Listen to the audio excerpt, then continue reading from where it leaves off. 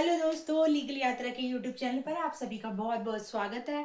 तो फ्रेंड्स, आज मैं आपके लिए हिंदू सक्सेशन एक्ट की क्लास लेके आई हूँ। बिल्कुल स्मॉल सी क्लास है, बहुत इंपॉर्टेंट क्लास है, क्योंकि वैसे तो हम लोग इस चैनल पर बीएनएस कर रहे हैं, लेकिन मैंने सोचा बीच बीच में हम लोग माइनर लॉ की क्लास लेके आए ताकि उनके कंसेप्ट भी साथ साथ क्लियर हो। क्योंकि यदि एक सब्जेक्ट कंटिन्यूटी में चलता है तो थोड़ा सा बोर सा हो जाते हैं हम, इसलिए मैं लेके आई हूँ हिंदू सक्सेशन एक्ट 1956। बहुत ही इंपॉर्टेंट है क्योंकि प्रॉपर्टी से रिलेटेड एक्ट है। हर घर में प्रॉपर्टी का डिस्ट्रीब्यूशन होता है और बेसिक लॉ है जो सबको पता होना ही चाहिए। ठीक है, तो हिंदू सक्सेशन एक्ट 1956 ये क्या है? Codified form of ancient Hindu law है। यानी जो पुराना हिंदू लॉ था उसकी कोडिफाइड फॉर्म को क्रिएट करके फॉर्म करके मतलब उसको कोडिफाइड बनाकर जो है ये लाया गया है, ये वाला हिंदू सक्सेशन एक्ट। और मेनली ये किस पे बेस्ड है? जो मिताक्षरा और दयाबा की कमेंट्री थी उन पे ये बेस्ड है। उसके बाद इसके अंदर देखो चैप्टर 1 जो है प्रीलिमिनरी का सेक्शन, जिसके अंदर 4 सेक्शन है हमारे पास। पहला सेक्शन कहता है सेक्शन एक्ट का नाम क्या है और एक्सटेंट क्या है। एक्ट का नाम आप देख सकते हैं, द हिंदू सक्सेशन एक्ट 1956 का ये एक्ट है। 30 नंबर पे था स्टेटूट बुक में और 17 जून 1956 को ये इन्फोर्स हुआ था। उसके बाद एक्सटेंशन की बात करें तो होल ऑफ इंडिया में जो है ये एक्सटेंड है, whole of India. Come to section 2 जो है एप्लीकेशन ऑफ लॉ की बात करता है, मतलब ये जो हिंदू सक्सेशन एक्ट है वो किस किस पर अप्लाई होता है। तो वैसे तो देखो नाम से ही क्लियर हो रहा है, हिंदू सक्सेशन एक्ट है तो हिंदू पे तो अप्लाई होगा ही होगा। इसके अलावा रीड करते हैं हिंदू बाय रिलीजन, जो रिलीजन से हिंदू है, Buddhist, Sikh, Jain bye religion है, उन पे भी ये अप्लाई होगा। लेकिन इन पे और जो लोग ये नहीं है, इस कैटेगरी में फॉल नहीं करते, मतलब ना ही वो क्रिश्चियन है, ना ही वो मुस्लिम है, ना ही पारसी है और ना ही ज्यूज है, उन पे भी ये एक्ट जो है अप्लाई होगा। और ये मोस्ट इंपोर्टेंट एमसीक्यू में आता है, ये आर्य समाज पे भी हमारा हिंदू सक्सेशन एक्ट जो है अप्लाई होगा। अब आ जाइए, अब और किस पे अप्लाई होगा? देखो अगर कोई भी चाइल्ड है, चाहे वो लिस्टिमेट है चाहे इलिस्टिमेट है, अगर उसके दोनों पेरेंट्स इन 4 कैटेगरी में फॉल करते हैं, हिंदू, बुद्ध, सिख, जैन, मैंने उनकी शॉर्ट फॉर्म लिखी है, तो उन पे भी ये अप्लाई होगा। अगर वन ऑफ हुज पेरेंट्स जो है इस कैटेगरी में फॉल करता है तो उस पे भी हिंदू सक्सेशन एक्ट अप्लाई होगा। और एनी पर्सन, कोई भी कन्वर्ट हुआ है या रिकन्वर्ट हुआ है हिंदू में, तो वो उन पे भी अप्लाई होगा। लेकिन इन पे अप्लाई नहीं होगा, किस पे? एसटी पे तब तक अप्लाई नहीं होगा जब तक गवर्नमेंट कोई नोटिफिकेशन ना दे दे इस रिगार्डिंग।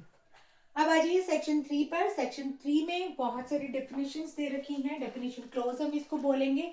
तो जो इंपॉर्टेंट थी मैंने यहाँ मेंशन की है, जो और मोर इंपॉर्टेंट थी उनको भी मैंने ऐड ऑन किया है, कुछ एक को मैंने एक्सक्लूड कर दिया जिसकी जरूरत नहीं थी समझाने की। तो फर्स्ट ऑफ ऑल देखिए, हिंदू सक्सेशन एक्ट है। सक्सेशन क्या होता है सबसे पहले आपको ये पता होना चाहिए। तो सक्सेशन का मतलब हम हिंदी में इसको उत्तराधिकार लिख सकते हैं। मतलब प्रॉपर्टी पे जो राइट होता है उस राइट को हम क्या बोलते हैं? सक्सेशन बोलते हैं। अब सक्सेशन और सर्वाइवरशिप दोनों में क्या होता है? दोनों में प्रॉपर्टी का डिस्ट्रीब्यूशन होगा, इसमें भी होगा इसमें भी होगा। लेकिन सक्सेशन में जो प्रॉपर्टी का डिस्ट्रीब्यूशन होगा उसमें प्रॉपर्टी एयर्स को मिलेगी। मतलब एयर्स कौन होते हैं? जिनका यहाँ पे मैंने मेंशन भी किया हुआ है, एयर्स कौन होते हैं? जिनका एक तो बाय बर्थ प्रॉपर्टी के अंदर राइट नहीं होता, एंड सेकंड थिंग जो एंटाइटल होते हैं इंटरस्टेट प्रॉपर्टी के लिए। अब इंटरस्टेट क्या होता है? इंटरस्टेट का मतलब होता है जब कोई पर्सन विदाउट विल बनाए मर जाता है तो उसकी प्रॉपर्टी का जो सक्सेशन होता है उसको हम बोलते हैं इंटरस्टेट। तो सक्सेशन में क्या होगा? प्रॉपर्टी एयर्स को मिलती है और सर्वाइवरशिप में भी प्रॉपर्टी का डिस्ट्रीब्यूशन होता है, लेकिन इसमें कोपार्टनर को मिलती है। अब कोपार्टनर कौन होते हैं? By birth joint family property के अंदर जिसका भी राइट होता है उसको हम क्या बोलते हैं? कोपार्टनर बोलते हैं। तो यही मेजर डिफरेंस था इनके बीच में। उसके बाद इंटरस्टेट में विदाउट विल बनाए अगर कोई पर्सन डाई हो जाता है तो उसका जो सक्सेशन प्रॉपर्टी का डिस्ट्रीब्यूशन होता है उसको हम इंटरस्टेट बोलते हैं। एंड सेकंड जो टेस्टामेंट्री होता है उसके अंदर पर्सन अपनी विल बनाकर जाता है कि उसकी डेथ के बाद उसकी प्रॉपर्टी का डिस्ट्रीब्यूशन कैसे होगा। अब आ जाइए एग्नेट पे। तो एग्नेट में देखो क्या होता है, दो पर्सन रिलेटेड होते हैं, चाहे वो ब्लड से हो चाहे अडॉप्शन से हो, लेकिन उनका जो रिलेशन का जो लिंक है ना वो होली थ्रो मेल होता है। मतलब जैसे पिता या फिर दादा, चाचा, ये सब आएंगे इसके अंदर, एग्नेट के अंदर। मतलब जो एक मेल से रिलेटेड होते हैं, मतलब मेल, जैसे फादर हो गया उसके ऊपर ग्रेट ग्रैंडफादर हो गया, फिर ग्रेट ग्रैंडफादर हो गया। तो इस तरीके से इसको क्या बोलेंगे? एग्नेट। और कोग्नेट में क्या होता है? इसमें भी 2 ही पर्सन होते हैं, दोनों पर्सन ब्लड से और अडॉप्शन से रिलेट हो सकते हैं, लेकिन इसके अंदर क्या होता है, फीमेल लिंक भी होता है, मतलब रिलेटेड होते हैं इसके अंदर फीमेल भी। जैसे मदर होगी, फिर मदर का फादर नाना हो गया, बहन होगी, बुआ भी, बुआ क्या है, फीमेल आती है ना, तो ये भी फीमेल कोऑर्डिनेट में इंक्लूड काउंट की जाएगी। ठीक है, अब आ जाइए full blood, half blood, uterine blood, very important, तीनों को एक साथ पढ़ेंगे बहुत सिंपल तरीके से। अगर कोई भी पर्सन है, कोई भी दो मान लो चिल्ड्रन है, अगर उनके दोनों मदर और फादर सेम है तो वो फुल ब्लड माना जाएगा।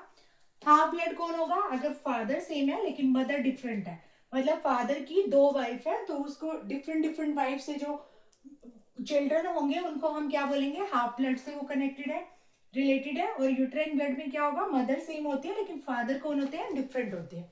ठीक है, ये था सेक्शन 3 डेफिनेशन क्लोज था। अब आ जाइए लास्ट सेक्शन प्रीलिमिनरी का। तो सेक्शन 4 कहता है ओवरराइडिंग इफेक्ट की बात करता है कि किस किस पे ओवरराइडिंग इफेक्ट होगा इस एक्ट का। तो इस एक्ट के आने के बाद, मतलब इस एक्ट के इफेक्ट में आने के बाद, पहले वाला कोई भी मान लो रूल था, कोई टेक्स्ट था, कोई भी हिंदू लॉ की किसी भी तरह से इंटरप्रिटेशन की जाती थी, सबको सीज कर दिया जाएगा। इस लॉ के आने के बाद सिर्फ यही लॉ जो है, हिंदू सक्सेशन एक्ट के अकॉर्डिंग जो है प्रॉपर्टी को डिस्ट्रीब्यूट किया जाएगा। एक इंपॉर्टेंट चीज, 2005 के अमेंडमेंट के बाद आपको पता ही होगा कि जो डॉटर है, डॉटर के भी एज ए कोपार्टनर सेम राइट हो गया, सेम एज सन की तरह।